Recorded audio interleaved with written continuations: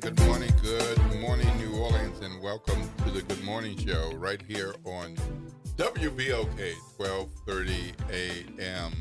I am blessed that the Lord woke me up and gave me yet another day, planted my feet on the floor and got me over to our Black Talk radio station. I'm Will Sutton, and with me is none other than Mason Harrison. Thank you, Will. Thank you for having me back. Got to practice my Smoothie King and Superdome Yes. skills. Are you going out for that job? Yeah. Well, even if it did open up, I think I might be, I don't know, maybe 57th on the list. Or something. I'm trying to work my way into the top 25. Okay. And get a little closer. So, so don't be surprised if I try out some different ways of saying Mason Harrison. All right. Wearing jersey number 32. Is that what you like? Yeah. Okay. I think so. All right. That would work well for me. Okay. All right. And then, for those times when you can add a little bit more, and I can say standing at, weighing in at. 132. And he's done this and he's done that.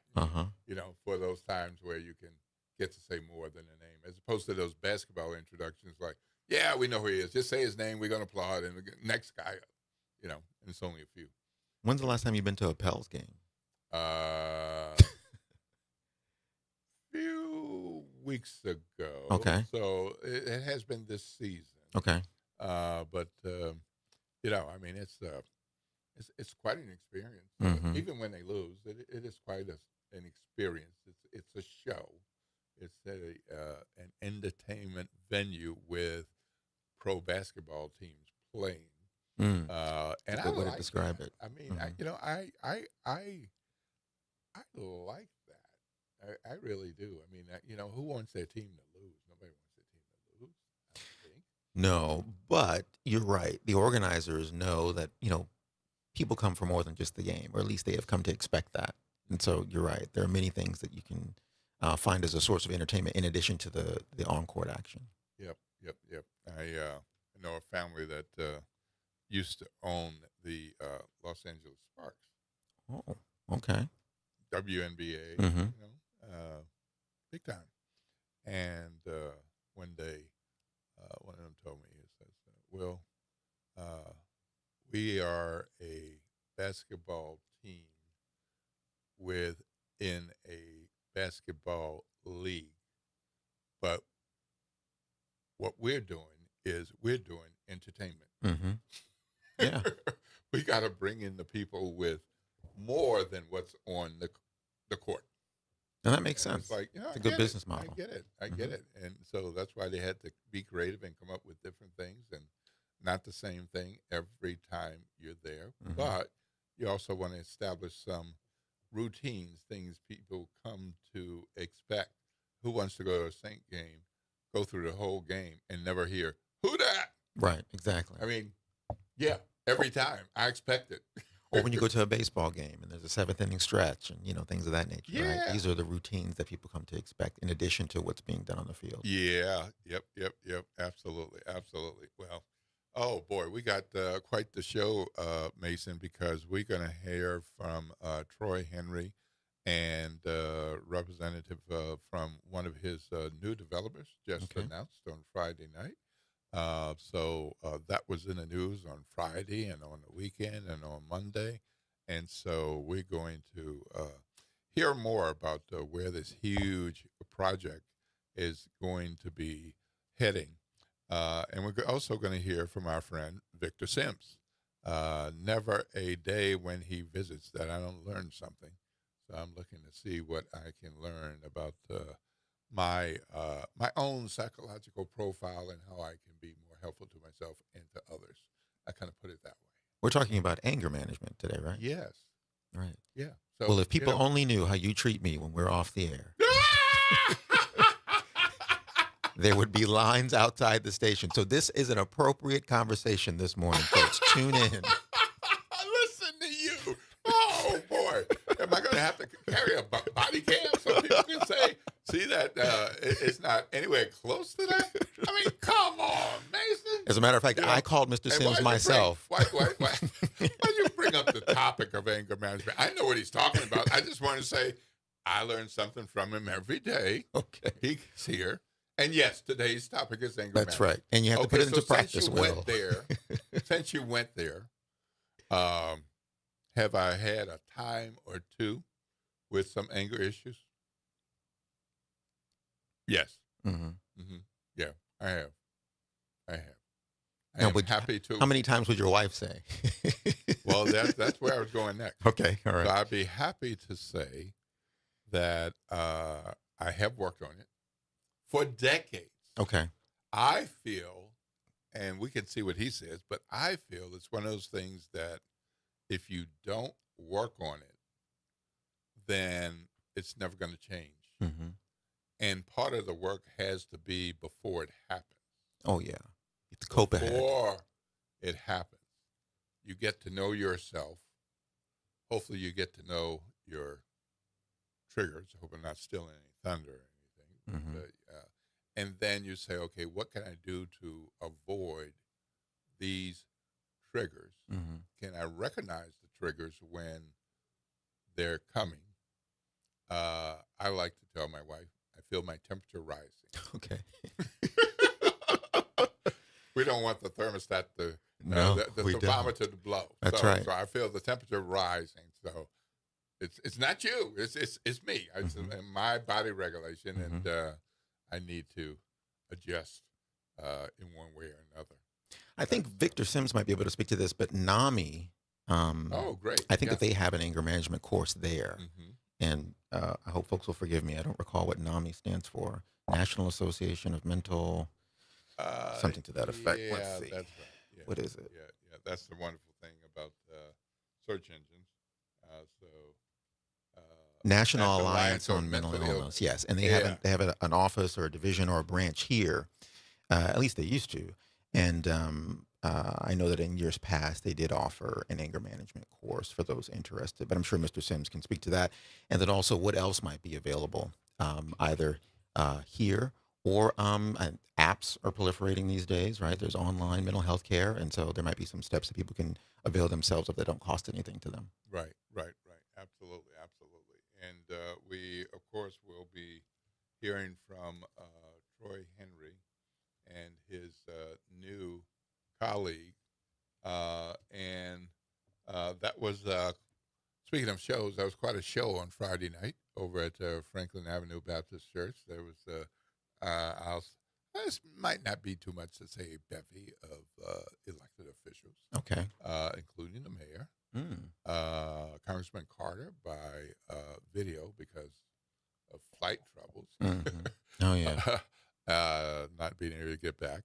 And Councilman Jason Hughes, who represents the East with District E on City Council, and another City Council representative that a lot of people don't realize represents a part of District that New Orleans East area, and that's Eugene Green. Mm-hmm. Part of his district is part of New Orleans East. That is correct. Yeah. So So what happened at So- Franklin Avenue? well, that was the Bayou Phoenix preview. I see. And Okay. so Troy Henry was on the Good Morning Show a few days before to let people know. So now that it's happened, wanted to bring him back and bring one of his developers so we can hear more about where we're going, what's the reality. I And, see. But Mason, enjoying talking to you, but we got to take a break. We sure do. Have to take a break. What's that talk line so that we can talk with others or hear from them? We want you to join us at 504-582-9422. That's 504-582-9422. You're listening to WBOK 1230 AM. What New Orleans is talking about All day long.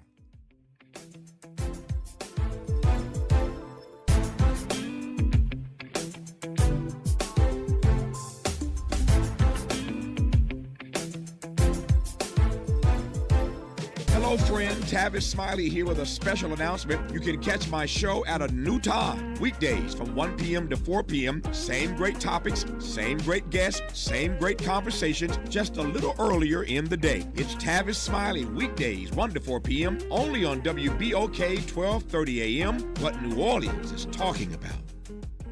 This is the Bloomberg Black Business Beat, brought to you by FidelityInvestments.com.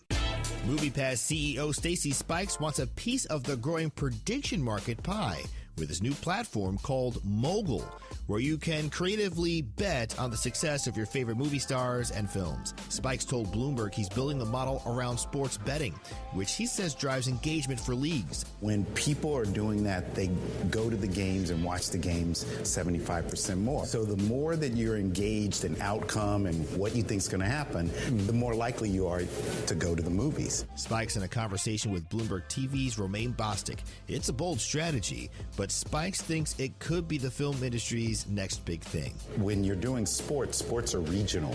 Well, when something like Wicked opens, it opens worldwide. So you have no impediment to worldwide growth, so it could grow very fast. I'm Bloomberg's Justin Milliner on the Black Business Beat. With Fidelity Wealth Management, a dedicated advisor gets to know you and your goals to build a comprehensive plan to help grow and protect your wealth. Backed by a team of specialists, they'll analyze all your accounts, even the ones they don't manage, to keep an eye on taxes and provide proactive portfolio insights that can help you unlock your wealth's full potential. Learn more at fidelity.com/wealth. Investment minimums apply. Fidelity Brokerage Services, LLC. Member NYSE SIPC. Want consistent color for every job? Milo's Pro Rewards members get a 20% paint discount on future purchases after paint annual qualifying spend reaches $3,000. Plus, order eligible in-stock paint and paint supplies by 2 p.m. for free same-day delivery by 8 p.m. Improving is easy at Lowe's. Excludes spray paint and mist tints. More exclusions, terms, and conditions apply. Subject to change. Details at Lowe's.com/terms. Same-day delivery valid in select zip codes. Subject to driver availability. Details at Lowe's.com/same-day delivery. Good morning, wake up. The Good Morning Show. Good morning. On WBOK.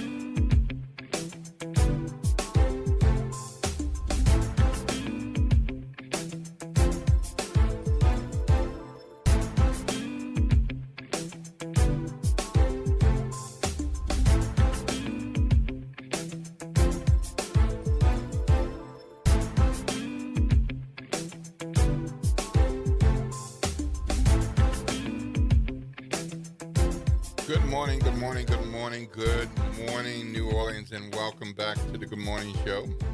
I am Will Sutton, still, and with me is Mason Harrison. Yes. Good morning. Good morning, everyone. Give me an opportunity to try it again. And with me is Mason Harrison. Yeah, that might work. You like that one? Kind of a different Different tone. octave. Yeah, with the last name, that kind of thing. So I don't know. Emphasis on the last syllable. Yeah. I mean, we have to see what's going to happen when our beloved. It's Mark Romig, right? That does it. Yeah. Mhm.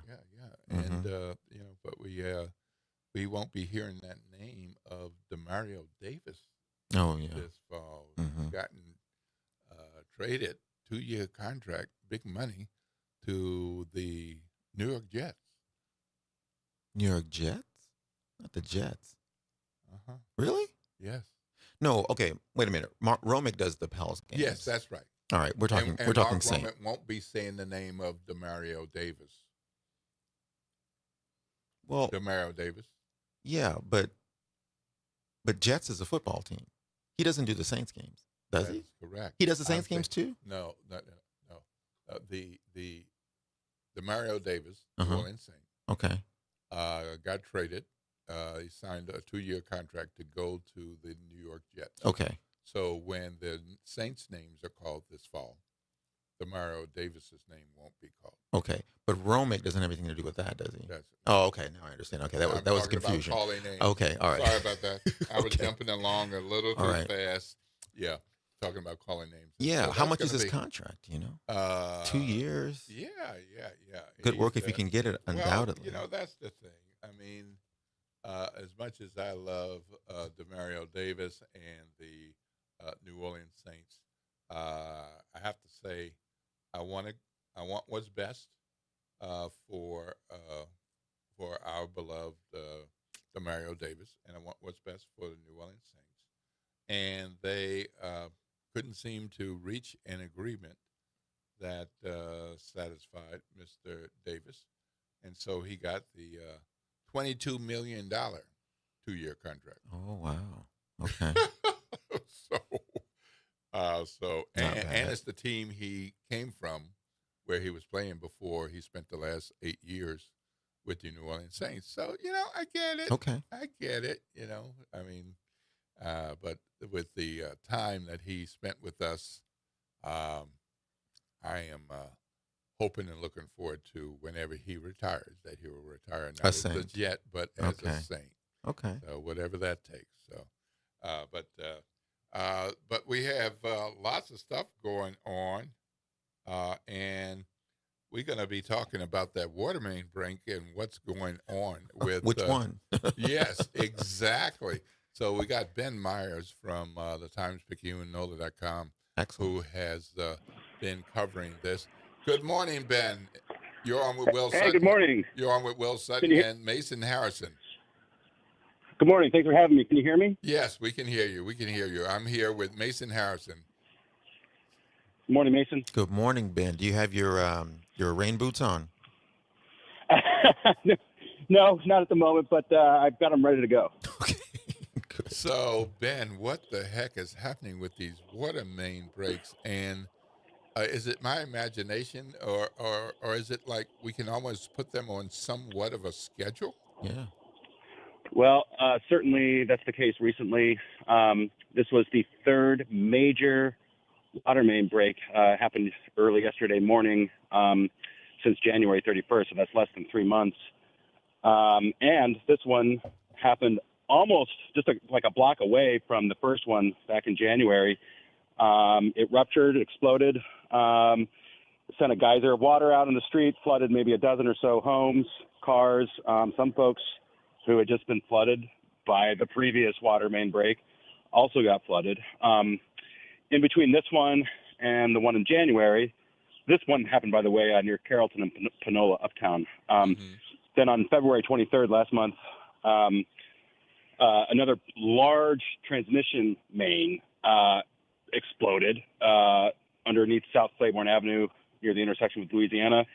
Similar effects. The water came pushing up through Claiborne and destroyed the street, and then sent water rushing through nearby properties. Businesses had to close for a few days, as did schools.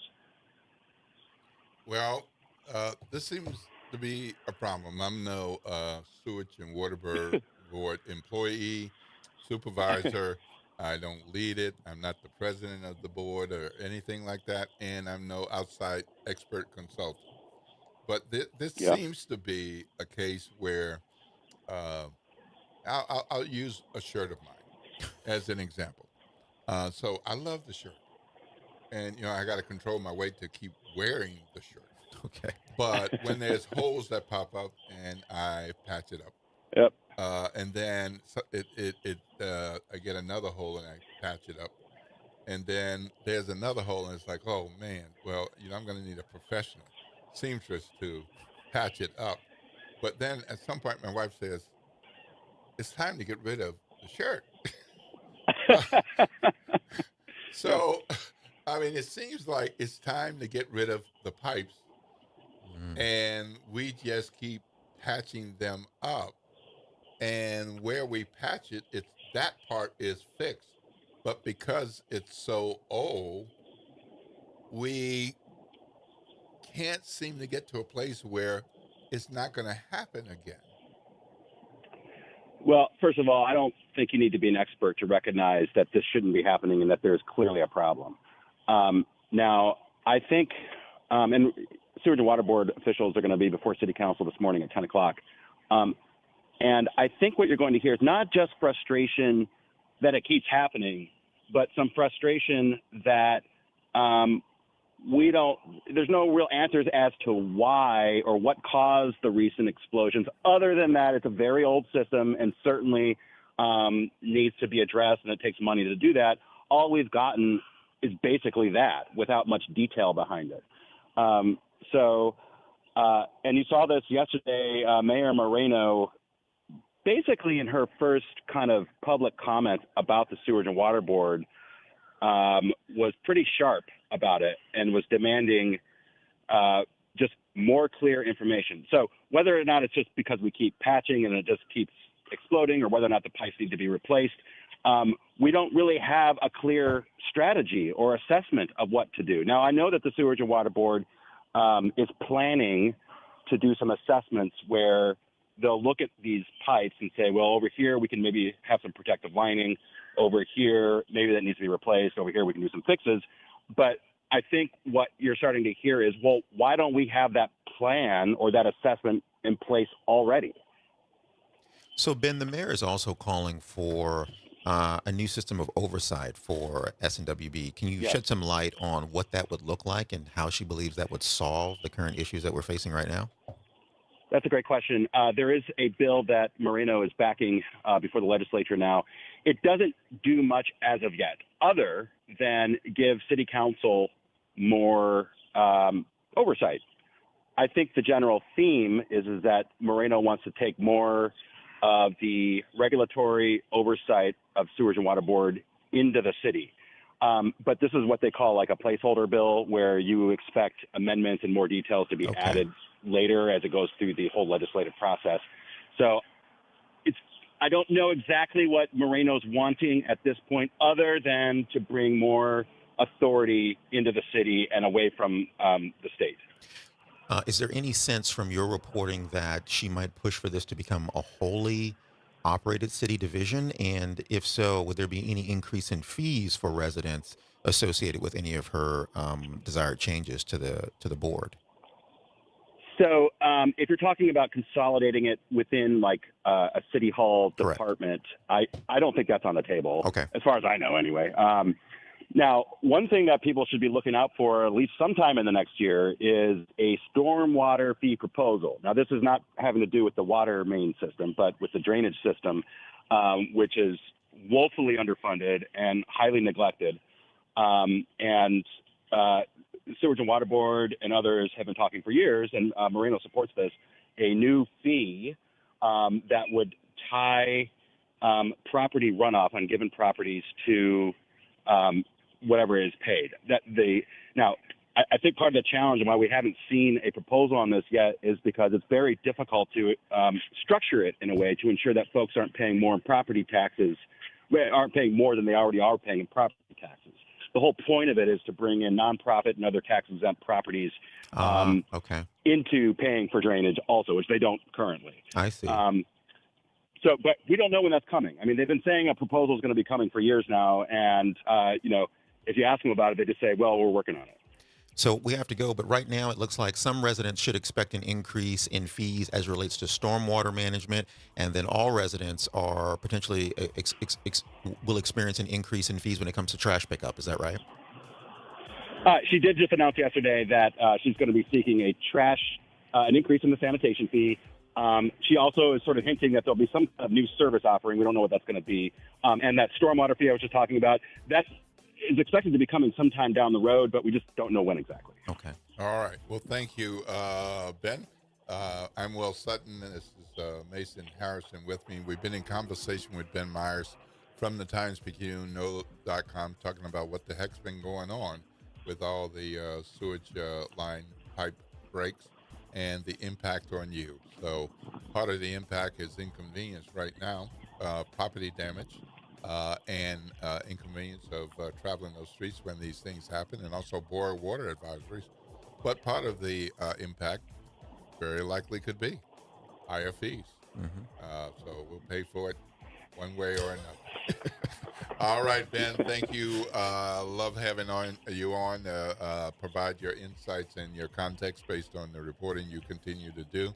We really appreciate it. Lord's blessings. Have a great day, Ben. Thanks for having me. You too. All right. Thanks.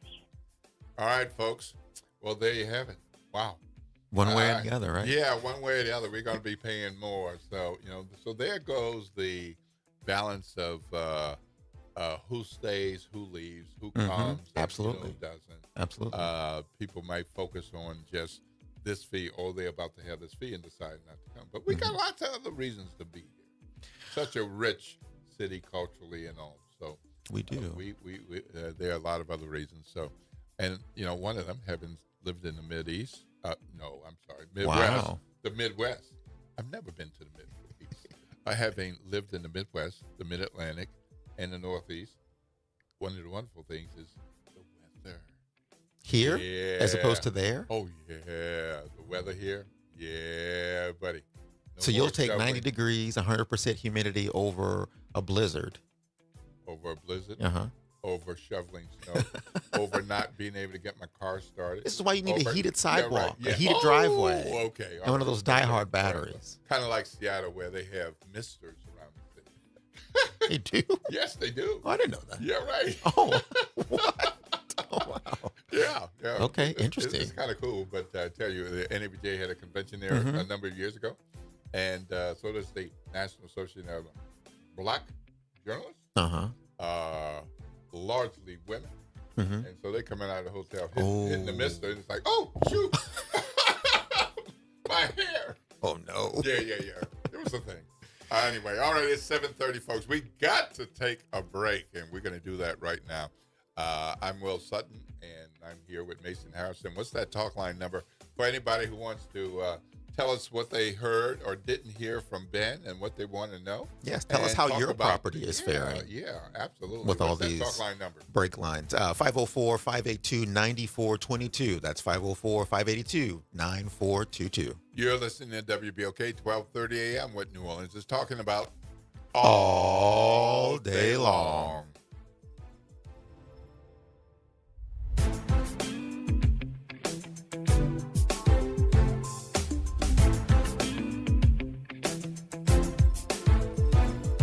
This is your news update for WBOK from WDSU. For all your news and weather, watch WDSU News, New Orleans' leader in live, local, late-breaking news. Today at noon and 4 p.m. A warm and breezy Tuesday is up ahead. We'll see highs into the lower 80s to mid 80s, and some of us could actually break some records. As we are looking into the afternoon, more sunshine is expected. Lows for tonight will drop into the 60s and 70s. And then for Wednesday, looking at highs back into the 80s. Storms overnight Wednesday into early Thursday could be strong to severe.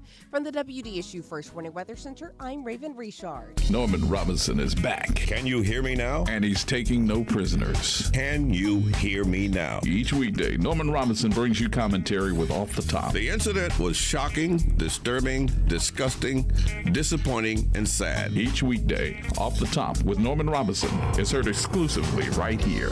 It's Off the Top with Norman Robinson on WBOK 1230 AM. Tired of the impersonal, one-size-fit-all style of banking? You deserve a bank that delivers exceptional service and personalized attention to your needs. That's the Home Bank Standard. Since 1908, Home Bank has been a trusted financial partner for businesses and families because we go the extra mile to help you reach your goals. See for yourself why Home Bank is good for business, good for life. Stop by any New Orleans area location or find out more at home24bank.com. Home Bank, member FDIC. The National World War II Museum, located in the Warehouse District of New Orleans. The National World War II Museum tells the story of America's experience in the war that changed the world, why it was fought, how it was won, and what it means today. Visit them online at www.nationalww2museum.org for time tickets and safety information. Well, Saints of God, this is Pastor David Impartan Sr. coming to you over the airways of WBOK, your favorite host of Change Your Water, Change Your Mind. I want to invite you to our show every Saturday from 1 o'clock to 2 o'clock p.m. That's Change Your Water, Change Your Mind. I want you to invite your family and friends to a broadcast that's designed to change your life, the way you think, the way you act, and what you eat. We want you to tune in every Saturday at 1 o'clock, WBOK, 1230 a.m. See you on Saturday. The Historic New Orleans Collection presents a new exhibition open through June 7th, 2026, The Trail They Blazed. Built collaboratively with people who participated in the local civil rights movement, The Trail They Blazed presents stories of social and racial justice straight from the people who lived them. Listen to leaders tell their stories of resistance and persistence in their own voices, recorded by the Historic New Orleans Collection. Plan your visit to 520 Royal Street in the French Quarter and reserve your free tickets at hnoc.org today. Good morning, wake up. The Good Morning Show. Good morning. On WBOK.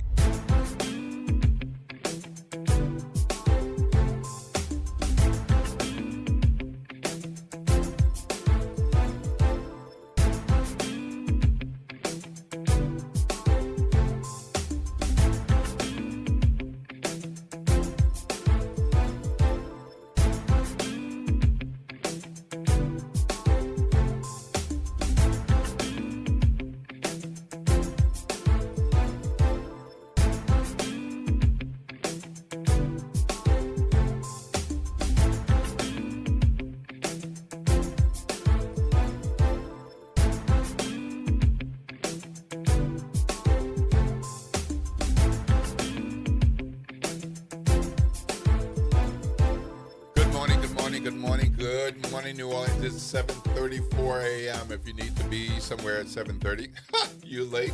So that's not going to work out. But here's the thing. Here's your thing. So if you're alive and listening to us, you're at a good place. All right? You're at a good place. So you're late. All right? You're late. So better to be late all right. than late. Yes, absolutely. So I hope y'all thinking, getting that by now. You know, that Mason idiom, I'll call it. A Masonism. So, but you need to get where you're going safely. If you're already late, rushing is not going to make you on time. No. So, drive safely. Take care of all of your stuff. Gentlemen, if you need to put some mustache wax on that mustache. Or you need to groom that beard, and ladies, you need a little bit more makeup or something, and you just do it in the house, please. Just do it in the house rather than in the car, because we don't need anybody hurt. And we need to make sure that when you're driving around those schools, the speed limit is 20 miles per hour, not 24 and not 29 and certainly not 39. So drive safely so the kiddos can get where they are going so they can take care of their jobs, their work, getting that education. And we want to make sure that they are coming behind us and getting the knowledge and the skills that they deserve to have. Shout out to the assistant principals who are on transportation duty this morning. And the school zone speed limits last until 9. So we're on the way. Just want to make sure that you all are taking care of that. Be safe. So look, there's lots more happening in the news today. And one of those things is our governor has decided that we should no longer have inspection stickers. I can get on board with this. Ooh, that was quick. Yeah, because I'm annoyed with the annual inspection sticker thing. And it's what? I don't know, $75, $100, something like that. $20. Is it $20? Mm-hmm. Okay, well, it feels like $75, $100. Yep. So the governor said, his quote, "I think it's time to retire the inspection sticker." Mm-hmm. And he's calling for an end to the, quote, nagging debate about the inspection sticker. Now, I have to say, I don't think it's that nagging. No.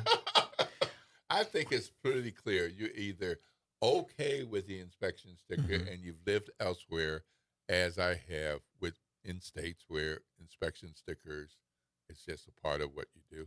But I've also lived in places where there's no such thing. Right. And it's like another thing that you don't have to worry about, And so Jeff Landry doesn't want you all to have to worry about something that he calls annoying and inconvenient and of little value to us as individuals and to our roads.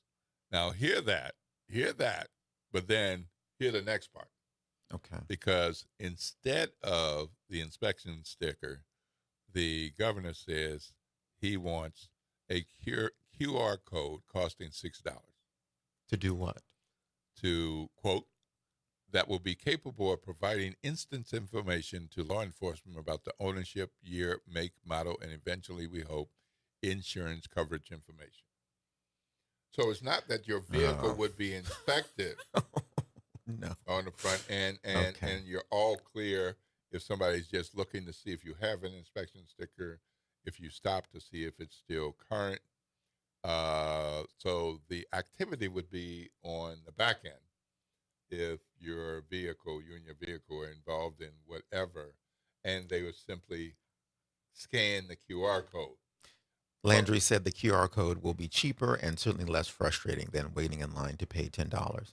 I don't know why I thought inspection stickers were so much more than $20, but okay, so it doesn't sound like the nickel and diming of drivers in Louisiana will cease. I thought that this was the plan to get rid of this system entirely, but this is just rolling it into something different. In his view, it's as my wife would say, in his view, it's no more inspection stickers.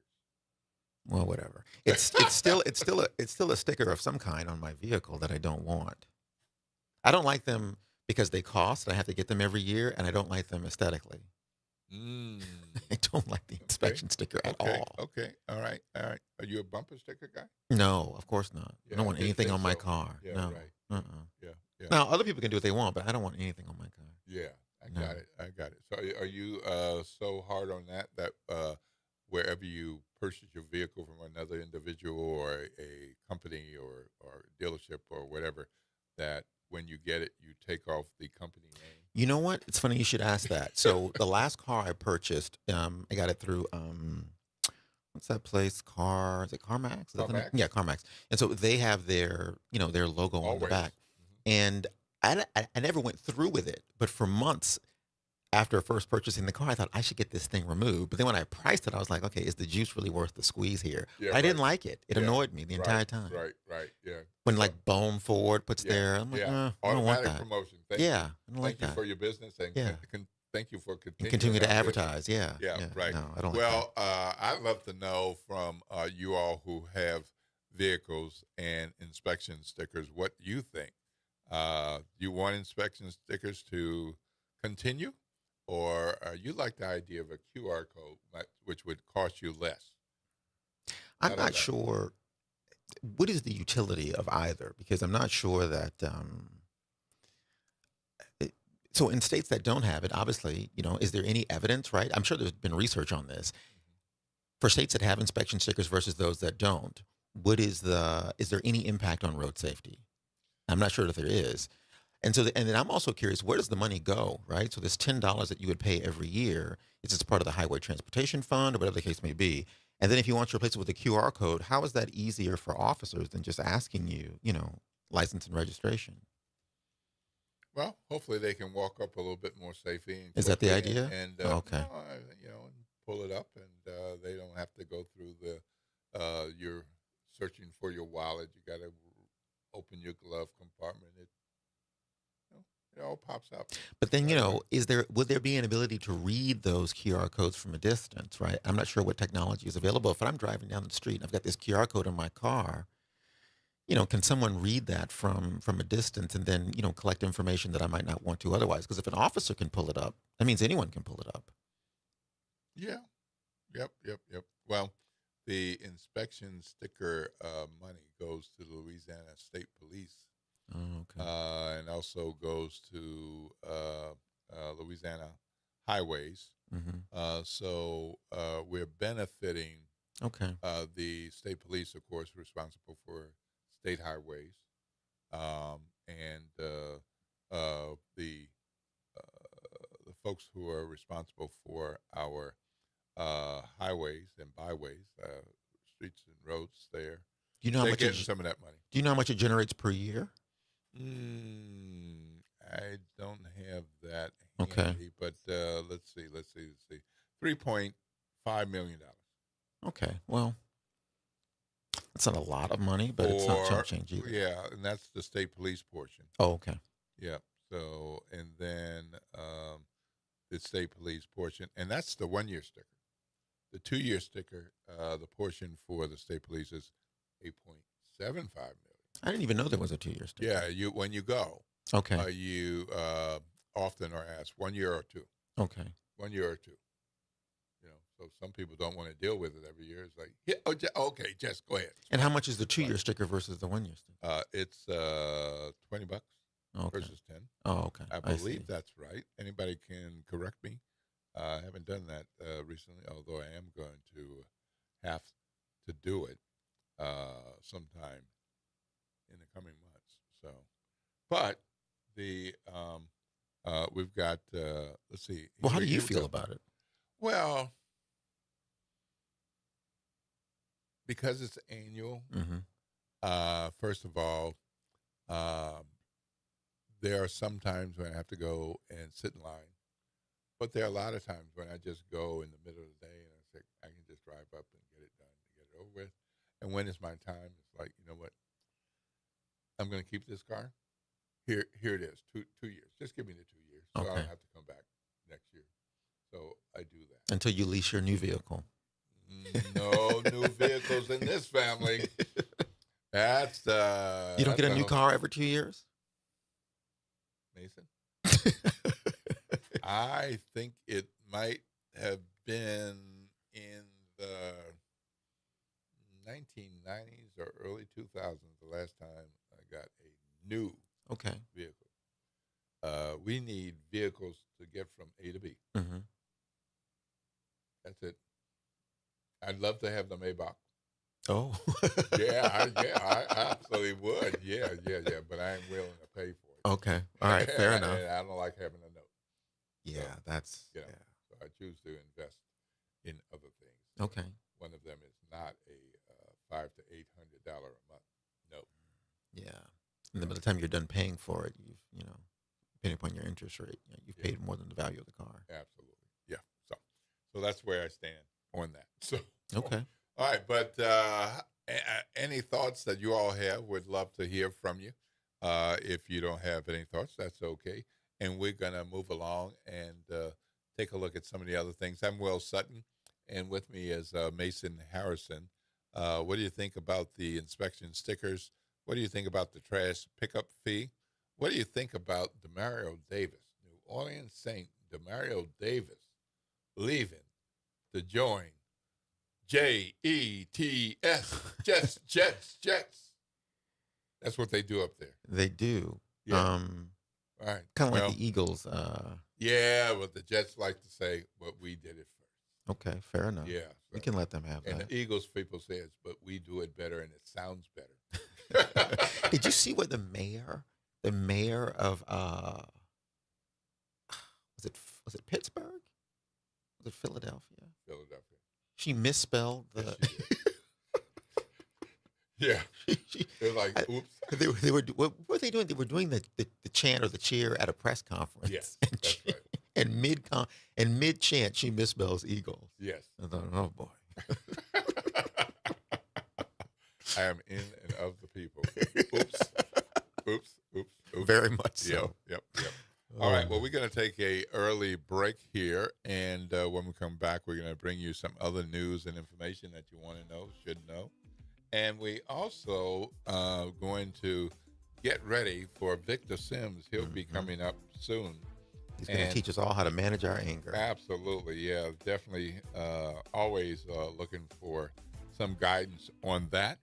And we're going to hear from Troy Henry and one of his new developers on the Bayou Phoenix project from ARM, American Resort Management.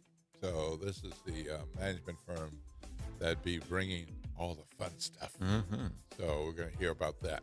So stay tuned right here to WBOK.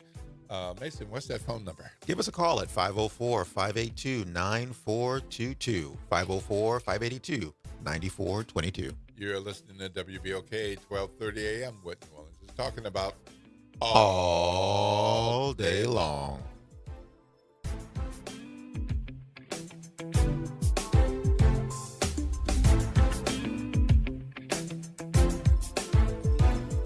This is the Bloomberg Black Business Beat. Cities across the country are struggling to provide affordable housing, but New Rochelle, a city just a train ride away from Manhattan, is working on a new approach that's bolstering affordable places to live. Led by Mayor Yadira Ramos-Herbert, the New Rochelle model is responsible for adding over 4,500 new housing units, with an additional 6,500 units on the way. Mayor Ramos-Herbert spoke to Bloomberg about how the city is using public-private partnerships and more to make it all happen. We worked with the community here. What do you want to see in New Rochelle? And through our public-private partnership, we've enhanced plazas, we've brought murals, we've increased EV charging stations, we've bought a black box theater right to our main street, we're opening parklets. And so really working together, providing assurances to developers, everybody essentially wins. Never mind that rents are actually holding steady and actually decrease the median rent. Mayor Ramos-Herbert is the first woman and first person of color to become mayor of New Rochelle. I'm Bloomberg's Justin Milliner on the Black Business Beat. Want consistent color for every job? Milo's Pro Rewards members get a 20% paint discount on future purchases after paint annual qualifying spend reaches $3,000. Plus, order eligible in-stock paint and paint supplies by 2 p.m. for free same-day delivery by 8 p.m. Improving is easy at Lowe's. Excludes spray paint and mist tints. More exclusions, terms, and conditions apply. Subject to change. Details at Lowe's.com/terms. Same-day delivery valid in select zip codes. Subject to driver availability. Details at Lowe's.com/same-day delivery. Working as a dedicated Fidelity advisor, I always ask, what's important to you? I'll look at those priorities and goals alongside your full financial picture to build a comprehensive plan designed to help grow and protect your wealth. With proactive portfolio insights and an eye on taxes, I'm here to help you make the most of your money. I'm Laura Maxwell, and I'm a dedicated Fidelity advisor. Learn more at fidelity.com/wealth. Investment minimums apply. Fidelity Brokerage Services, LLC, member NYSE, SIPC. This is Monica Pierre along with Sally Ann Roberts-Daybone, co-host of Your Power is On. Tune in Sunday mornings from 7 to 8 a.m. for music that feeds the spirit. Get your Sunday on. Right here on WBOK 1230 a.m. and WBOK1230.com, the station you listen to all day long. LifeCare provides valuable whole life insurance to cover final expenses such as medical bills, burial costs, and unpaid debt. A final expense insurance policy is fast, easy, affordable life insurance that's available to anyone between the ages of 50 and 80. No medical exams, no lengthy questionnaires, and no waiting period. The application process is quick and easy. You can even apply without having to undergo a medical examination. Just answer a few questions and we'll do the rest. With the average funeral cost skyrocketing to $11,000 and Social Security only paying $255, you need simple, affordable peace of mind for you and your whole family. Don't leave behind unpaid expenses that, if left unattended, will burden your family tremendously. Benefits include a guaranteed premium that will never increase, a guaranteed cash value, and a guaranteed death benefit that can never decrease. To find out how you can get final expense insurance with a guaranteed lifetime rate lock, call LifeCare at 800-571-9955. That's 800-571-9955. 800-571-9955. Good morning, wake up. The Good Morning Show. Good morning. On WBOK.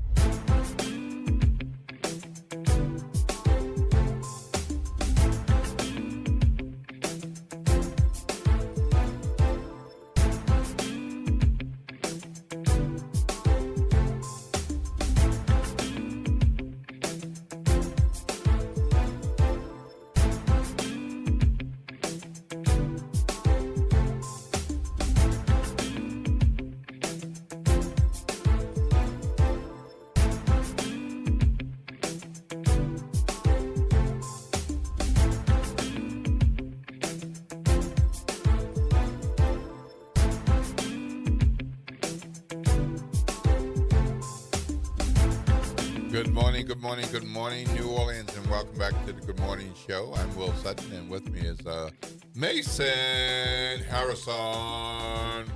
You know, we were talking during the break. I think, so Mark Romick does do the touchdown saints. Yeah. Right. So he's not, color commentary or anything like that. But so he's involved in the Pelicans and the Saints. Okay. Yeah. And he did that on nights and weekends. Mm-hmm. And was an executive with New Orleans and Company. He was, time. Yeah. It was. What was his division within New Orleans and Company? I don't recall, but he had marketing. Yeah. Okay. And it was the New Orleans Tourism Marketing Corporation, I think, and it was subsumed by New Orleans and Company or something like that. Yeah. They became a new entity. Okay. All right. Yeah. Okay. Yep. So we've been talking about a lot this morning, including roads. Alicia Plummer says that I thought New Orleans had horrible roads until we went to Memphis for Ida. How bad was it? I mean, I think of Memphis as a new, bright, clean city. Certain parts, perhaps, yeah. Yeah, but maybe our spots are not kept up that way. Yeah, I think Nashville is the star of Tennessee these days, right? Yeah. Right? Getting a lot of attention nationally, being a friendly place for businesses to relocate to, perhaps the fastest growing city in Tennessee. And then Karen Marks on Facebook says that Memphis is treated in Tennessee similarly to the way New Orleans is treated in Louisiana. Yeah. Ooh. Yeah, so that makes sense, right, politically, Yeah. right? In terms of resource allocation and things of that nature. Yeah. So these are all comments on Facebook where we're streaming live. Well, that's quite a comparison. That says a lot. Yeah, I mean, it's similar to Chicago in Illinois, St. Louis in Missouri, certainly Jackson in Mississippi, right? These are major democratic cities that are also the economic engines in large part for their states, and they exist in oftentimes hostile environments when it comes to the state government and whether or not resources are going to be properly allocated to those particular cities. So we certainly face that challenge here. Well, this happened at the end of the week last week, and my mouth just gaped open, and I was like, "Are you kidding me? There's got to be more to the story." So I at first I was like, "I'm not going to share this," and then it's like, "No." I mean, oh my God! I think with so many other things going on in the news, a lot of folks probably didn't hear or read or see anything about this. So I'm going to give you a summary. The headline from the Times-Picayune-NOLA.com says, Louisiana prison major, like that's a rank, Louisiana prison major allegedly had sex and children with an inmate. Wow. How many children? Sheriff says. That was one of my questions when I read it the first time and the second time, immediately. So a former major at the Hunt Correctional Center was arrested who allegedly had children, plural, with an inmate while she worked there. Okay. According to the Iberville Parish Sheriff. Frances Smith, 38, voluntarily turned herself in to the sheriff's office because she had a warrant for her arrest. She was charged with malfeasance in office and sexual contact with a person in the institution, which is a felony. And Smith resigned from the prison on September 12th. Doesn't that leave a lot of questions? It does. How did this happen? And obviously this took place over a period of years in order for her to have children. And then who knew? Because, come on, people knew. I can't imagine something like this would be kept secret. I mean, we know that guards, law enforcement, they're not supposed to interact in that way with people behind bars, male or female. You're not supposed to do that. We know that. And we also know it happens. We also have it. But I have to say, I don't remember another case in my recent memory where these relations have resulted in a kid. Let and alone in this more case, than one. multiple? Yeah. So that goes to your point with people had to know. I mean, how do you hide a pregnancy? Well, so it's not so much the pregnancy that would need to be concealed. It's the all of the activities leading up to it's the act of conception, right? Yes. So where does this take place? And then her coming to work pregnant, that's her business. She could say it's anyone, right? But this happens not once, not twice. So yeah, to me, the question that's raised is how long did this go on and who knew about it? Yeah. Obviously, other inmates knew, but they're not going to talk. So the question is, who else on the staff knew about this? Yeah. So, this is problematic. There was a video that was making rounds on TikTok maybe a year ago of a female corrections officer in the UK who was having sexual relations with inmates, and that went viral. And she too lost her job. And they were silly enough to record it and post it on social media. Oh my God. That's just horrible. Well, if I'm going too far, pull me back, Harris. But if this is not a emotional moment and a one-time encounter, and so maybe it happens in a closet or a bathroom, but over time, wouldn't you want to be more comfortable?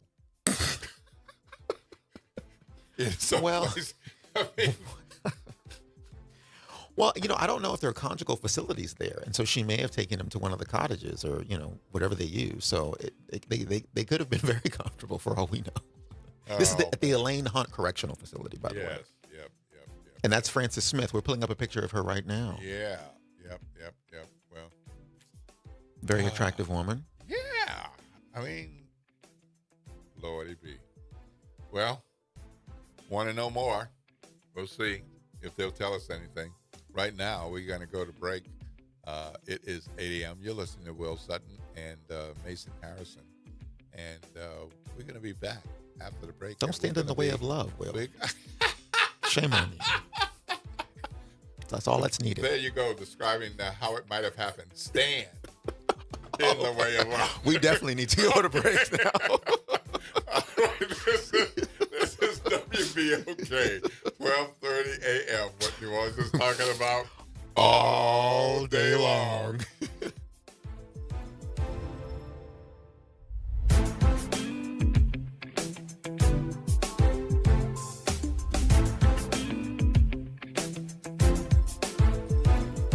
WBOK New Orleans, home of the Good Morning Show, 7 to 9 a.m. weekdays.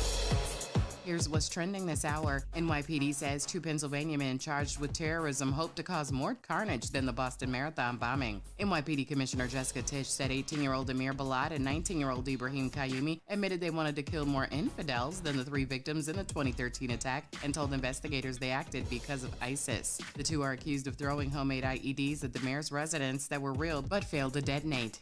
I'm Bree Wood with What's Trending. Good morning, wake up. The Good Morning Show. Good morning. On WBOK.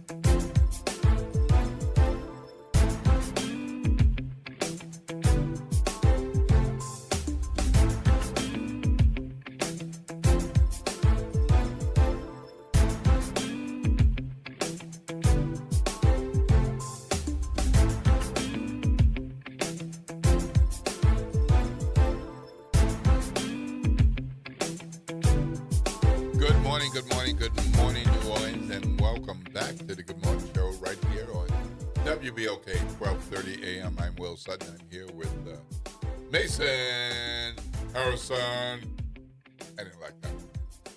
Yeah, a little longer. A little longer on the last syllable. I think you're right. Yeah, absolutely. And we're here. We're about to jump into a conversation with our friend Victor Sims. Good morning. It's no matter what you bring, take something away when you bring it. I hope so. Yeah. And today, really looking forward to this conversation because you're going to talk with us about anger. Yeah. So let me ask you this general question. Yeah. So, is it ever true that there are people who don't get angry? No. Okay. If you're a human being and live on planet Earth, you get angry. Okay. Anger is a normal human emotion.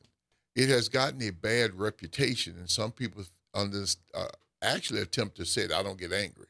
You know, I've had people say, you must be angry. I'm not the one that's angry. That's where we're coming from with that question. It's like, no. It's like anger is normal. It is and we need anger. Anger is our protective emotion. There's always an emotion that comes before anger, always, and that emotion is hurt.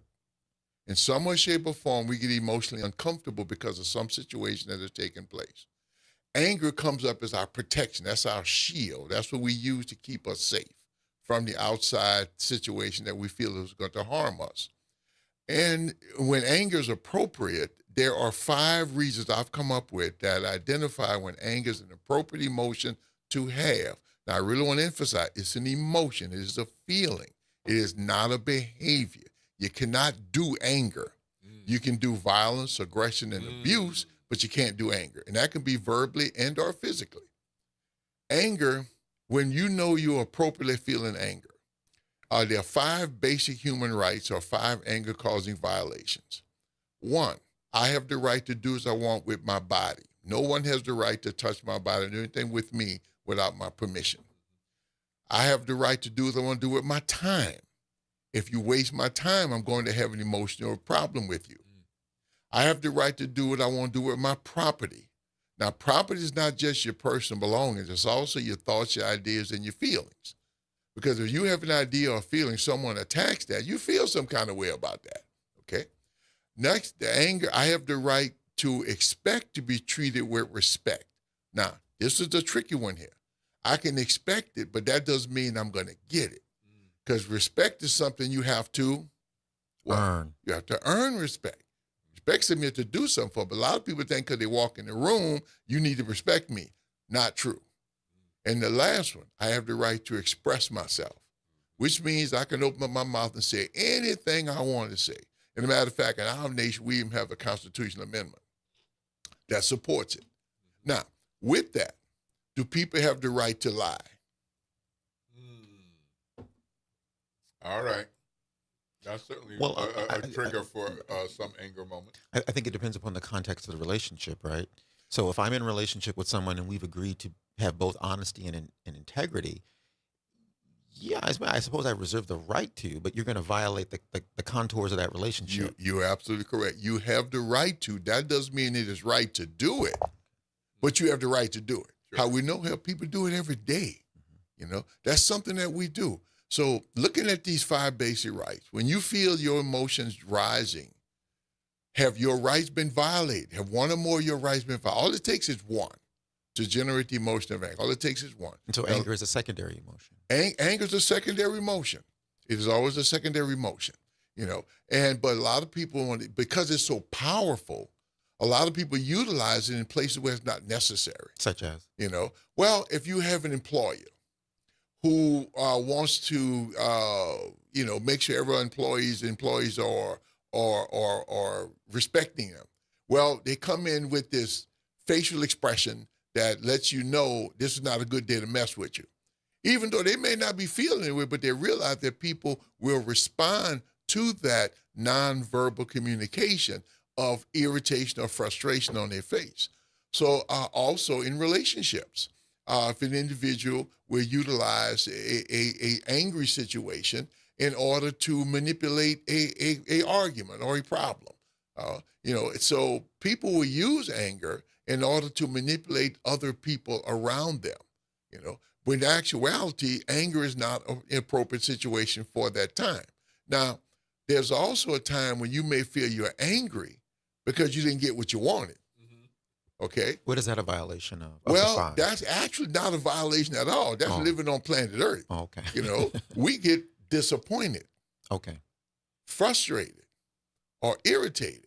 These are different emotions. These are not anger, but a lot of people convert it into anger because anger is much more powerful. Those 3 are appropriate. They're uncomfortable, but they're appropriate. If I didn't get something I wanted, for me to be disappointed is normal. If something is consistently bothering me, rubbing me the wrong way, a dog outside barking all night long and I can't sleep, I'm irritated. If I work hard for something, I'm really trying to accomplish something and I just can't get it, I'm frustrated. Those are appropriate, uncomfortable emotions for the situation. So let's use the dog for a moment. I'm listening to your example. So you get irritated because the dog is barking and you are disturbed. Yes. Let's say you're not just watching TV or playing video games.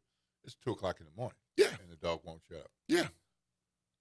So you're saying the irritation is okay. What's not okay is to say, GD dog, I'm going to take care of you. Walk out the door and go do something to the dog. That's the anger part. That's converting the irritation into an angry situation, and then you act. But remember, anger is just emotion. That action is now violence. Okay, then that's where things sort of change, because once you violated someone else. Now they are angry. So we're going to talk about how one anger can lead to another, and how it not necessarily have to be that particular way. All right. Well, we're going to go to break, and when we come back, we're going to have more about anger and anger management, disappointment, irritation. And Will Sutton's going to meditate live on air. That's right. It's 8:11 a.m. You got somewhere to be at 8:15. You got 4 minutes to get there. Please be aware of the school zone speed limits, 20 miles per hour around the schools. Get where you're going safely, and let the kiddos get where they're going safely as well. What's that talk line number? 504-582-9422. 504-582-9422. You're listening to WBOK 1230 a.m. What New Orleans is talking about all day long.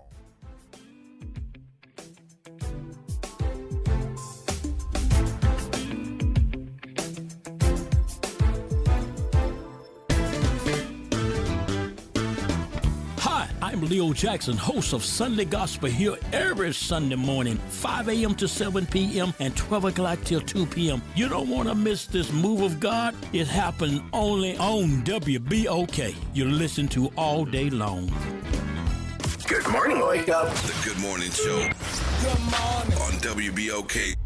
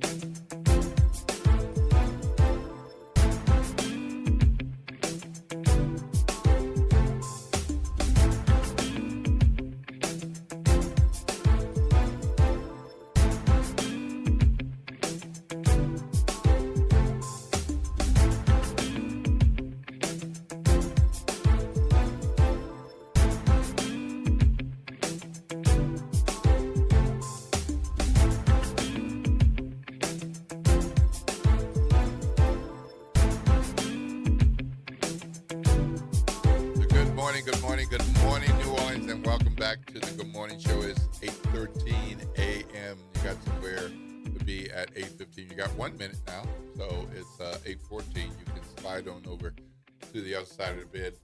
Those of you who have your laptop at home and within reach to start your work. Otherwise, be safe, get what you need, and get there safely. All right.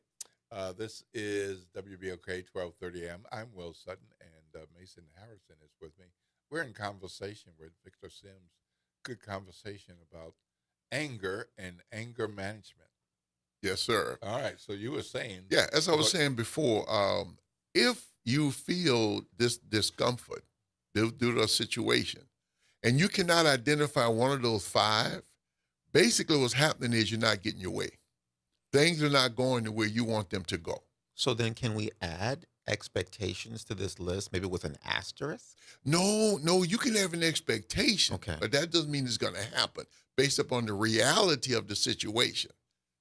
Because I want it, because I desire it, does not mean the reality, but for all the other elements that are involved, there's going to fall in line that's going to take place. So there are 5 violations. Right.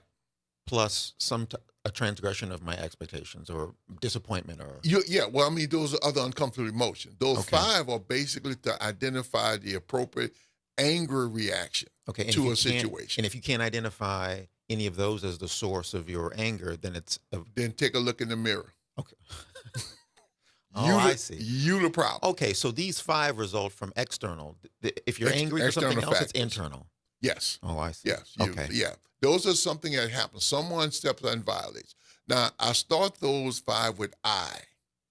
You know who I is? Every single one of us. All of us have these rights. And sometimes they overlap. An individual may do a violation of a person, generating an anger reaction in them. Now, some people think because you have caused me to be angry, or basically if you do it to me, I now can do it back to you. Mm-hmm. What that does is that just, if the first set caused that person to be angry, I retaliate by violating you. Now I got two angry people. Did the situation get any better, or did it get a little worse? No, it's metastasized. Okay. Right. So see, we got to recognize that because I got violated, that is not a green light for me to violate the other person. If what I'm looking for is a solution to the problem. Now, if I'm looking for a continuation of a fight, okay, well then keep going. And then you wind up in whatever the consequence of that situation may actually be, in which usually is not healthy for either party involved. The trick is to recognize, yes, I'm angry, and I have a right to be angry because one of my rights has clearly been violated. But now, how do I respond? How do I respond to this situation in some appropriate manner that will hopefully come to some resolution of the difficulty that we're having? None of us are going to get our way all the time. That's not going to happen as long as you live on planet Earth. That's just not going to happen. So that's one thing we have to recognize and accept. Because I have a thought or an idea or a wish, a want, or a desire, doesn't mean the people around me, the world around me, have to respond to that. Doesn't mean that they have to do that. So in my emotional state, number one, when I get in the emotional state, my cognitive ability, my ability to think, diminish. We do not think well.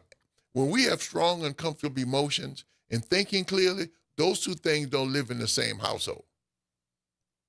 You know, so if I want to be able to think clearly, I've got to reduce those emotions so that I can process what is transpiring, identify alternative methods of addressing and dealing with the problem, and then deal with it. Now, that may mean I might need to walk off. I might need to go take a drive. I might need to go watch TV. I might need to go, eat ice cream or something. But I need to do something to bring my emotions down so now I'm better able to come up with a potential solution. Some solution to a problem may mean I'm not going to get what I want. I'm frustrated. I might be disappointed, but that's a normal reaction, and I'm not going to exacerbate or grow the problem. So let's talk about anger in social settings. So, I happen to believe that the only socially acceptable emotion for men is anger, right? If you show any other type of emotion, then that is considered to be a softness that is inappropriate for a man to demonstrate.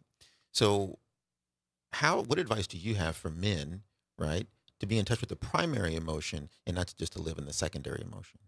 Well, number one, that concept has to be validated. That concept I'm working with, that men have to utilize that particular emotion of anger to make them manly, because that's not a fact, not a fact at all. We have to be real. We have to be real with the situation, and sometimes we're wrong. Sometimes we do things that's inappropriate, that's out of line, and we need to be willing to acknowledge that I made a mistake.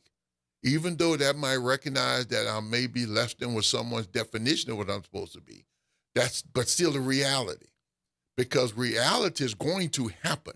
Regardless of what I say or what I do, reality is never going to back up and lose the contest. It's going to win out. So the question is, am I honest enough, and especially being that man, looking at that phrase of man, meaning that I'm realistic, I'm honest. And that means I need to acknowledge sometimes I screw up. I make a mistake. That's okay to know, because now I can correct myself to be a better man moving forward. Experience, the phrase experience. I have come to define experience as I've made mistakes and I've learned from them. And if I am truly that man, that I look at that also phrase, man and woman, as responsible. If I'm going to be responsible, that means to myself as well as to my thoughts, my ideas, and the things and people around me. So I'll be willing to acknowledge, yeah, I messed up. And being responsible means you are able to respond, right? So I'm able to respond in an appropriate manner that is not a violation of other people's rights and an acknowledgement that I stepped on somebody else's toes. So let's talk about respect. So of the 5 violations, the 5 external violations, we have body, time, property, respect, and my ability to express myself. Yes. Respect is such a big deal, Yes. right? Particularly for men, all people. Yes. And so this idea, I've been disrespected, and I have to adjudicate this issue right now. Okay. So what advice do you give to people when it comes to this issue if they feel they've been disrespected? What is the best way to deal with that? I process the situation of what actually has transpired. I have to think about what has actually transpired because I get the emotion. Does not mean that I just go off on it. I need to understand what is the full nature of this situation, that I've been disrespected in such a manner. Then, is it worth it? What would be the consequences of me confronting this situation? Would it improve or would it make it worse? So I've had to make that decision. Sometimes the best response to a situation is no response. Based upon who I'm dealing with, it could exacerbate the problem. I hear you. Yeah. I got to step in here. Yes. All right. Sometimes the best response is no response. Yes. I have to tell you, I have trouble with that. Why? Because even if I hold my tongue, so to speak. Wait, the question is, why would you be holding your tongue? Because I'm feeling this emotional response. And I know intellectually what's in my head should not come out of my mouth. Okay, I know that. I know that. But I still have enough of a reaction that I have to do something, and that might be gripping the arms, or it might be holding my tongue. But the person on the other side can see. They see your visceral reaction. Yeah, right. Now the question for you would be, why do you feel the way you're feeling? Have you been violated in any way, shape, or form? Or is the other person just not going along with your thoughts, your ideas, and your want? See, because they don't think the other person does not have to agree with me, even if I am correct. They don't have to agree with me. So if I'm addressing an individual who's going to be that, let's say, unfair, then the question I would have for you is, why are you dealing with that kind of a person in the first place? Because you can feel upset, but knowing to respond to this individual, all it's going to do is get them pumped up even more. So basically, we're just throwing gasoline on the fire. Why would I want to do that? Why would I want to add to the confusion that I'm already finding myself in? Because I don't have to. Okay, so maybe I'm going to have to hide behind the curtain so nobody can see that part. No, okay, go ahead. No, go ahead. Okay, I would suggest that if you know this is the type of individual that generates that type of reaction in you, get prepared before you go in that room. Cope ahead. Ahead of time, expecting it. Because if you expect it, you can handle it a lot better. That's good. That's good. All right, we got a caller. Good morning, Reverend Calhoun. You're on with Will Sutton, Mason Harrison, and, of course, Victor Sims. Good morning to all you gentlemen. Good morning. All right, let's wrap all that disrespect, all that up, and put it inside of a 16-year-old who feels that he's been disrespected, that he feels that he should be getting his way, that he's entitled to whatever he's asking for, and he's extremely angry. Yeah. Now what you do? You say ignore him and walk away, or? Well, it depends upon what the situation is. No, unfortunately, you can't just walk away from him, especially if that's a person that you're in charge of. Because that individual, especially that age group, remember I mentioned earlier about experience, means making mistakes? Well, that person hasn't done that yet. They haven't made enough of those yet to recognize that they are their own worst enemies. So they're going to respond to expecting to want to get their way. I would highly recommend that prior to they get 16, whoever's raising them, teach them early on that things are not going to go your way all the time, and it's okay. The individual that you're talking about usually has gotten what they wanted, gotten what they needed often, and has become accustomed to that. So when that stops, based upon the reality, they're not quite understanding how to go about doing that. So when you have that 16-year-old, you, the parent, have got to set those boundaries and stick to them no matter what. Attempting to explain to them the realities of life, but then let them have to learn from their mistakes. Okay, well, we love to have more conversation, but we got to take a break and move along. Thank you for calling, Reverend Calhoun. Appreciate you calling in and listening and being an active participant as always. Lord's a blessing, sir. Have a great day. All right, bye-bye. Bye. All right, well, that's quite a conversation. Well, before we go, what resources are available here locally for folks who may want to invest in some anger management?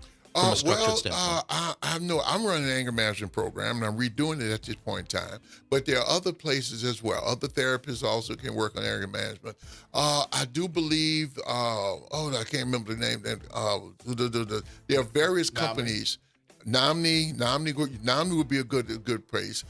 There's also other larger institutions that work with mental health that can assist with managing anger. Okay. All right. Very good.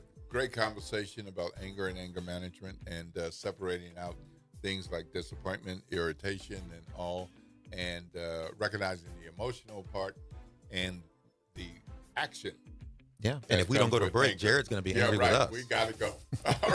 All right. This is WBOK 1230 AM. So we are going to be coming up with Troy Henry and ARM.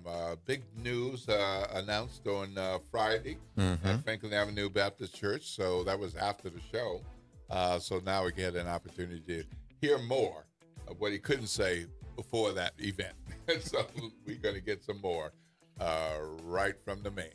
This is WBOK 1230 AM. What New Orleans is talking about all day long.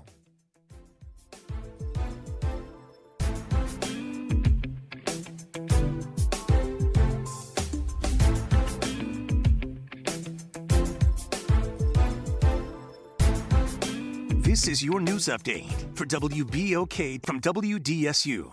For all your news and weather, watch WDSU News, New Orleans' leader in live, local, late-breaking news. Today at noon and 4 p.m. A warm and breezy Tuesday is up ahead. We'll see highs into the lower 80s to mid 80s, and some of us could actually break some records. As we are looking into the afternoon, more sunshine is expected. Lows for tonight will drop into the 60s and 70s.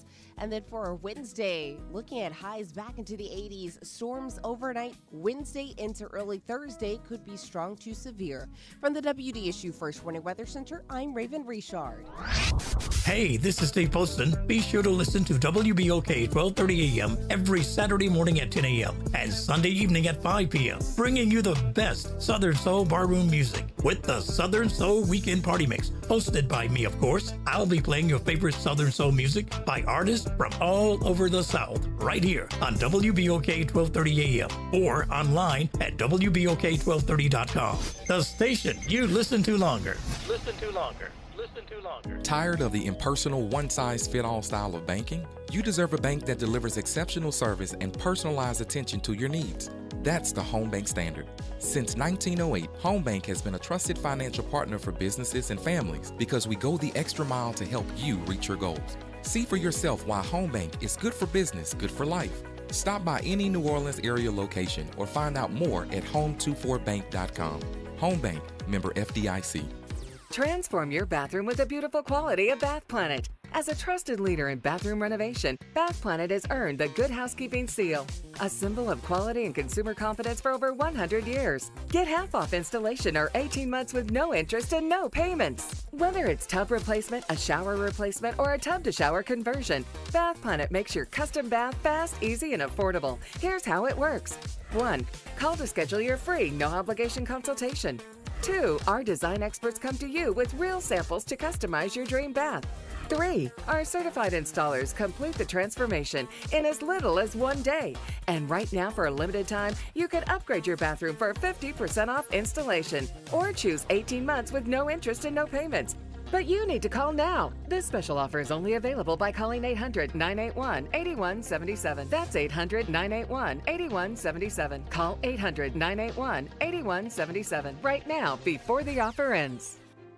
the National World War II Museum. Located in the Warehouse District of New Orleans, the National World War II Museum tells the story of America's experience in the war that changed the world, why it was fought, how it was won, and what it means today. Visit them online at www.nationalww2museum.org for time tickets and safety information. Greetings and salutations. I am Edward B. Coulon Smith, chairman of the board of the New Orleans Regional Black Chamber of Commerce. We'd like to invite you to tune in every Wednesday at 12 noon on WBOK to listen in on Black to Business and be a part of the movement that's going on. Thank you. Good morning, Wake Up. The Good Morning Show. Good morning. On WBOK.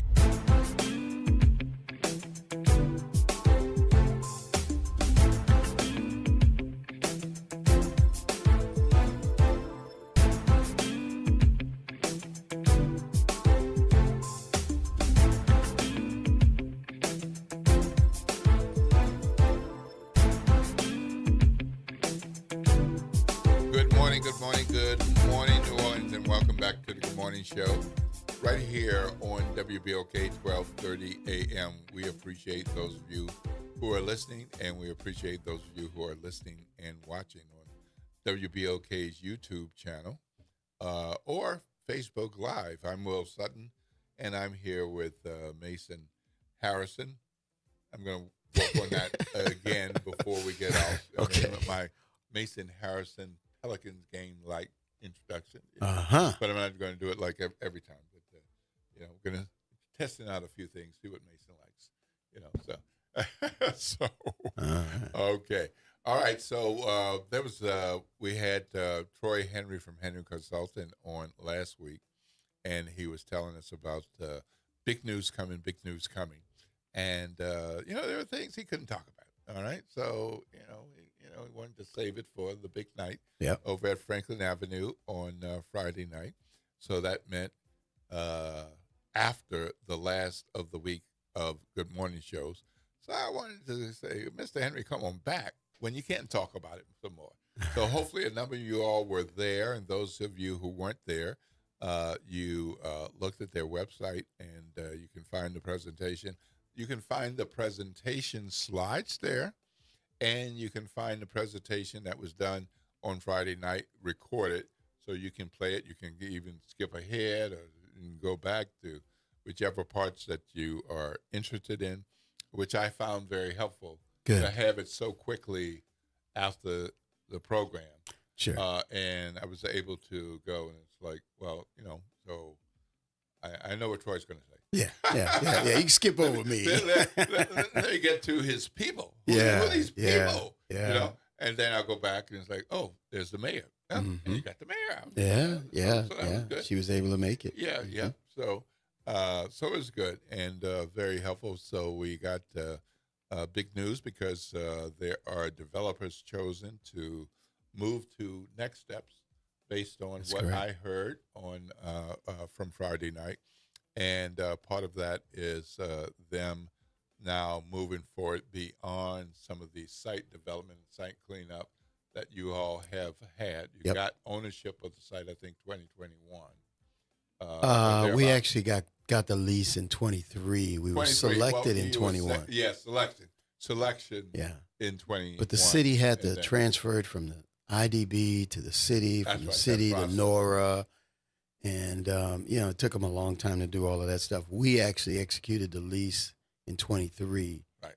And I think it was October of 23, if I'm not mistaken. So since then, we've done a demolition.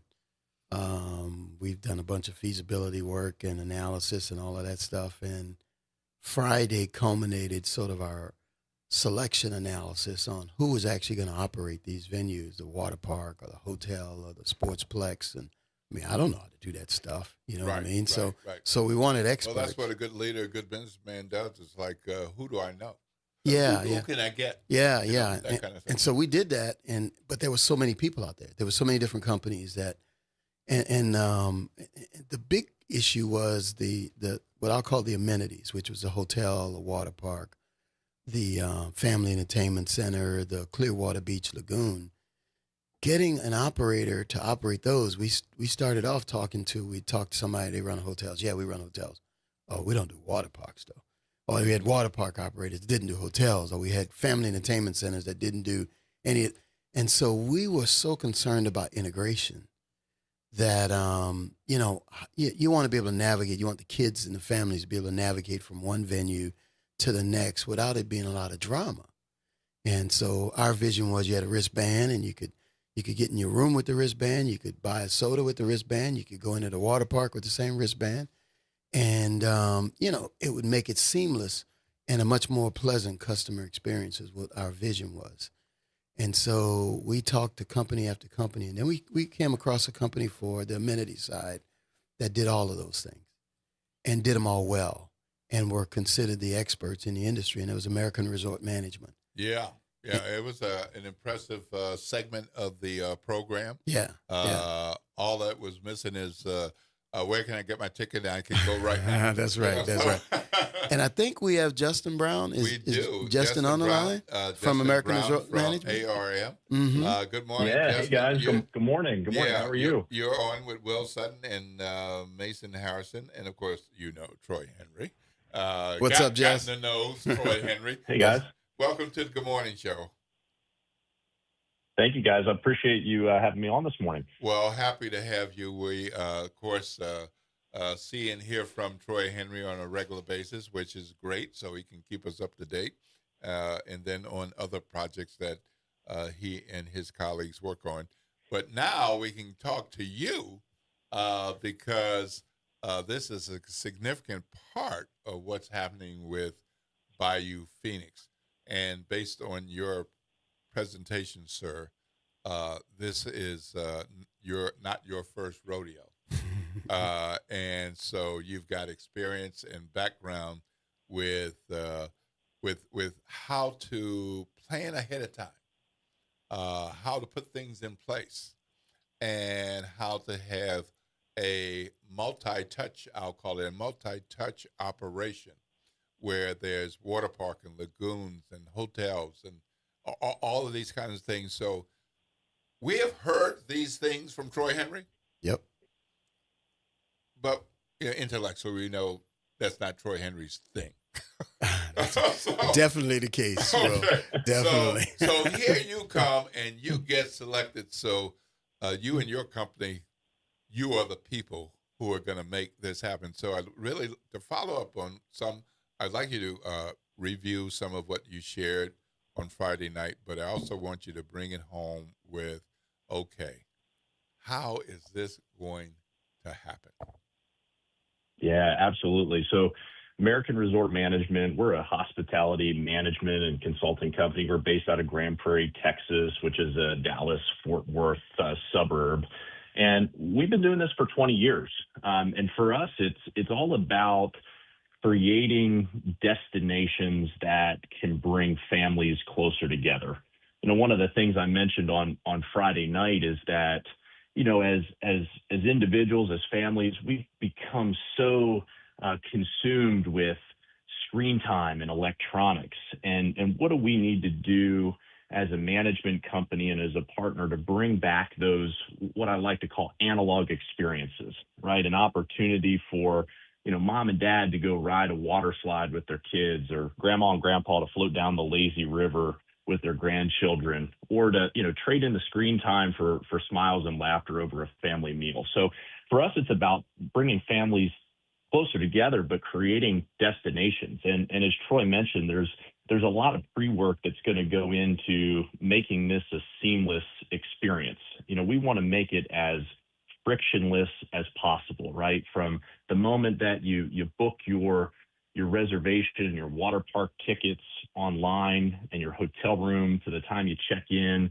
just make sure it's stress-free. And that really, for us, it helps to create a destination that people want to come back to time and time again. But the other side of this is what it's going to do for the community. We have so many examples of projects, entertainment districts that have included these types of amenities across the country that they truly become catalysts. They become catalysts for the community, for economic development. They create great jobs from from, a lifeguard who might be 15 getting their first job all the way up to professional careers, in hotel lodging operations or water park operations or finance and marketing. So, destination and bringing families close together, but also an opportunity to grow the community and become a catalyst for economic development. Well, and that's what we're all about. You all have done this kind of thing, and if I get anything wrong, please correct me, in Colorado, Vermont, Texas, California, Arkansas, and that's just part of the list. So which of these locations comes the closest to what Troy and his partnership team are doing in New Orleans? Yeah, that's a great question. And we've got locations all across the country and even more in development right now with the projects that we're working on. But, I think the one that comes the closest to what we're working on here in New Orleans is our contributions to Epic Central and Epic Waters Indoor Water Park in Grand Prairie. We partnered with the city of Grand Prairie to grow and develop their entertainment district. And what started with an indoor water park and a rec center has quickly grown into 172 acres of entertainment programming. We've got a Vegas-style water and light show. We've got restaurants, shopping, hotels. But more importantly, what has happened outside of that entertainment district in the local community has been what has been truly amazing.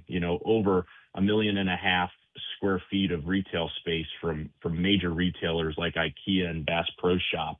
And then the visitation, we just got some updated visitation data. We've got over 2.5 million visitors that are coming through that entertainment district at Epic Central on an annual basis. And those are folks that, may or may not come to the water park or may or may not stay in the hotel, but they're patronizing those businesses and the restaurants and the retail that the city has built there. So it's been awesome to be a partner with the city as an American Resort Management to help them grow and develop that. We currently manage Epic Waters Indoor Water Park, which sits on that campus. So it's a really exciting time to see it grow and develop and how it has evolved over the last couple of years. So that's one that's very similar to this campus that we're looking to build here in New Orleans. And that's one that includes the indoor aquatic water space and the indoor river. Is that right? Yeah, we've got 60,000 square feet of indoor water park space there at Epic Waters. And the best part about that indoor water park is that it's got a retractable roof to it.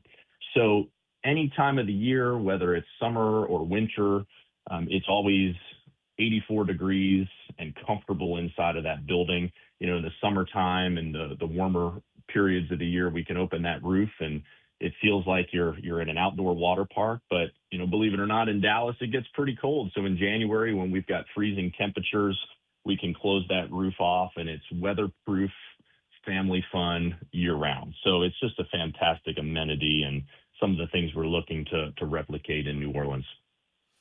So, Troy, for those who are not able to attend the event Friday night at Franklin Avenue, what is the time horizon look like now for the opening of the park or certain stages of the park to open? So the first piece of the park that will open in all likelihood would be the movie studio. Okay. They're a little bit further ahead in their development cycle.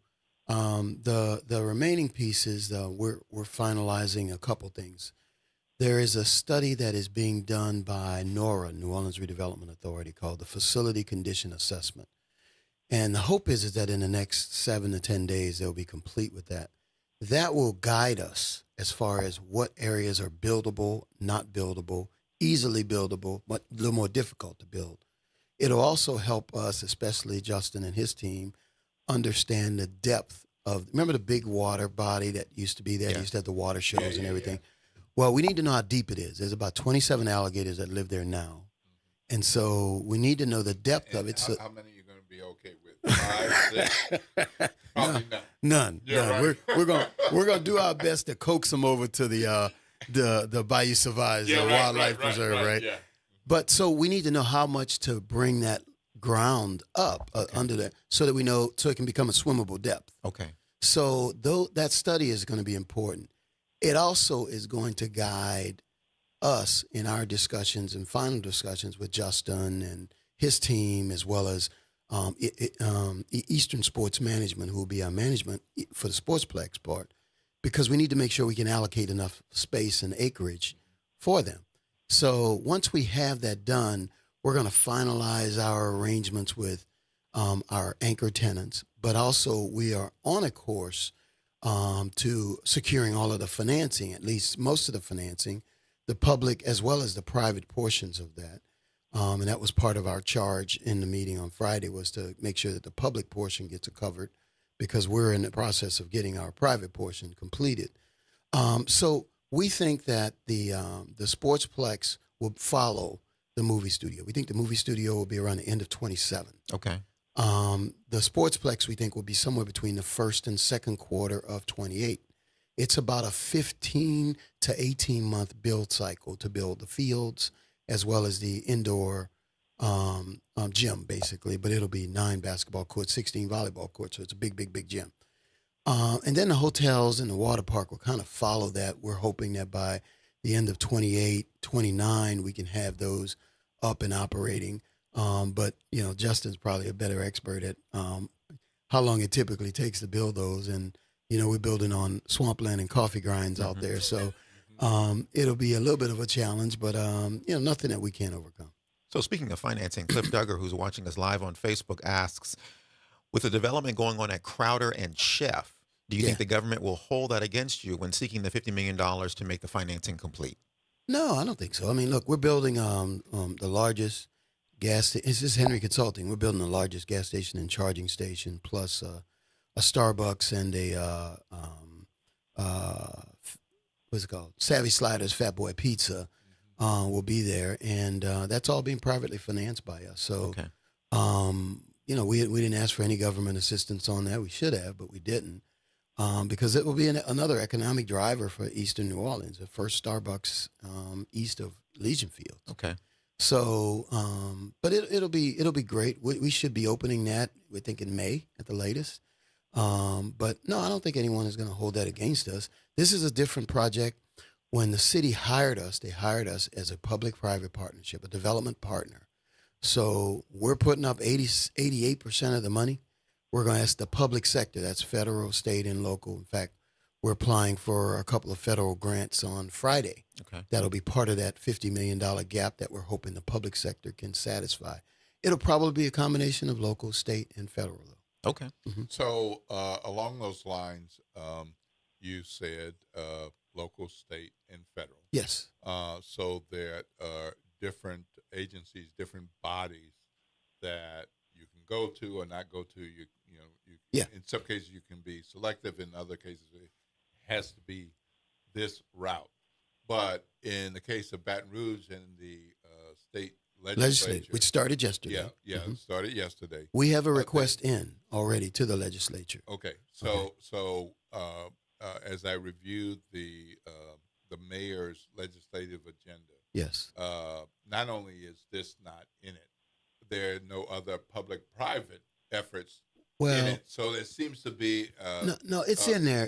Her 10th item is, it says economic development, transformative economic development projects, of which ours is one of those. She just didn't list our project by name because I think she has some other projects as well that they're requesting capital outlay funds from the state.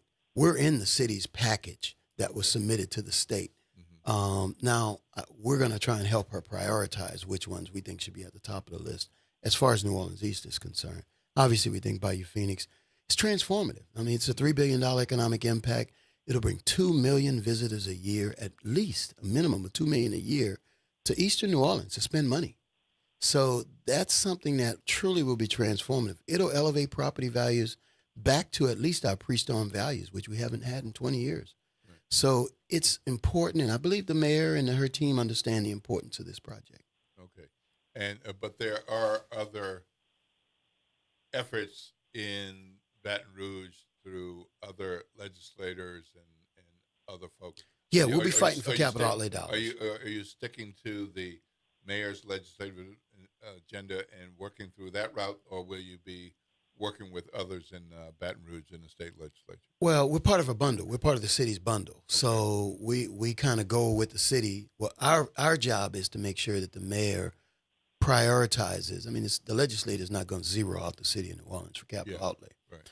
Our job is to make sure that we get the priority funding because of the timing and the essence of time for us, that over the next 2 years, we're going to need this $50 million gap to be filled.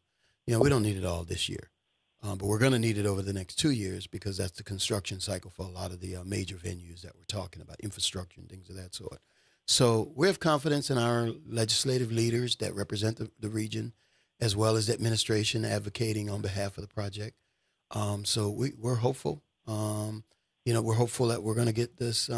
We asked for $10 million out the federal government from Congressman Carter. So yeah. So from the federal platform, where do you go to seek federal dollars? So there's 2 grants that we'll be applying for.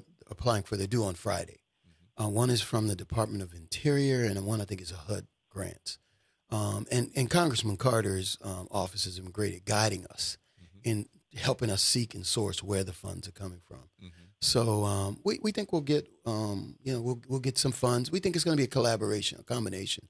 We think the bond funds that the city has already gotten approved, $400 million that was approved last year, we're in for $5 million already. We think that there's some additional reallocating that the mayor can do to kind of help close that gap a little bit more. We think the capital outlay process will kind of help close that gap. And then we think the federals will help close that gap. In combination, will get us to the $50 million that we need over the next 2 years. How much from the federal government, from HUD or? We ask, the maximum request is $5 million, so we asked for 5 and 5 for both of the federal grants. Mm-hmm. So we could get 10, we could get 0, we could get 5, we could, it could be somewhere in there. Okay, all right. So, Mr. Brown, I know we're going to have to wrap up soon, but what do you need to make your part work? So you've been selected. You're their guy, their company, for making this significant part of Bayou Phoenix work. What has to be done on your end that only you and your team can handle, and what needs to be done on this end, whether it's with the Bayou Phoenix partners or otherwise? Yeah, that's a great question, and we're just so excited to be brought in early on this project. So it allows us an opportunity, to work with Troy and his team. The first thing we'll do is we'll sit down and we'll look at that environmental report. As Troy mentioned, we've got to make some decisions based on the report from the engineers and the architects on, confirming what can be built where, what existing, concrete slabs, for example, can be reutilized to save us money in the overall development costs. But then for us, we're going to sit down and we'll validate the third-party independent feasibility studies that were done. And what we'll do is here in the next couple of months, we'll start to build out the 10-year budget and pro forma for the components that we'll manage: the water park, the hotel, family entertainment center, and the man-made lagoon amenity, and then make sure that we're putting all of our effort into adhering to that budget in terms of overall development costs and the engineers and architects we bring in, but then planning for the pre-opening of the facility, what kind of training and equipment is going to be needed to open the amenities, and then make sure that we're set up for success from an operating standpoint. So for us, the work begins very soon in terms of the financial forecasting and working on that pre-development budget to make sure that, again, things are going in the right spot and the layout and the master plan makes sense and have that seamless guest experience when we open. So once you get them set up and going, will you move on to the next project, or are you going to be a part of this? No, we're going to be a part of this. So, our business model at American Resort Management is twofold, right? We like to be involved early in projects from a consulting standpoint and work on the operational design and the financial feasibility. But then the second part of our business is long-term management. So we'll end up being the long-term manager of the property. So all of the the guest services and the reservation center and the operations and marketing and finance of those amenities will fall to us, in partnership with Troy and his team and any of the other development partners on the project. Justin, with that list you just said, sounds like jobs to me. Am I right? I mean, are we talking about these things getting done with people needing to be hired? Absolutely. This project is going to create hundreds of jobs, and it's not only going to be entry-level positions. It's going to be all the way up through management and career-level positions. We'll hire lifeguards and front desk clerks, but we're also going to be hiring managers from the local area to run lodging operations and housekeeping and bookkeeping and finance and marketing. So this will create hundreds of jobs for the community. And really the best way to do that for us is get out into the community, right? Partnering with local colleges and universities, to make sure that there's programs in place, that we've got a great pipeline of talent and resources that can come into this project to set it up for long-term success. Well, I'm guessing that there are people who are currently employed at some fine business organizations who are comfortable and not going anywhere, but they like the excitement of this project. So as soon as you're able to say, we're looking for, I'm sure some of those people will be looking for it so they can say, I want to get in on the ground level. So I think it's an exciting project. A number of fits and starts along the way, but having worked in various markets in the Chicago area and Philadelphia and Hampton Roads and the Boston area, I've seen projects like this come and go, and I've seen them stick and stay and become extremely successful.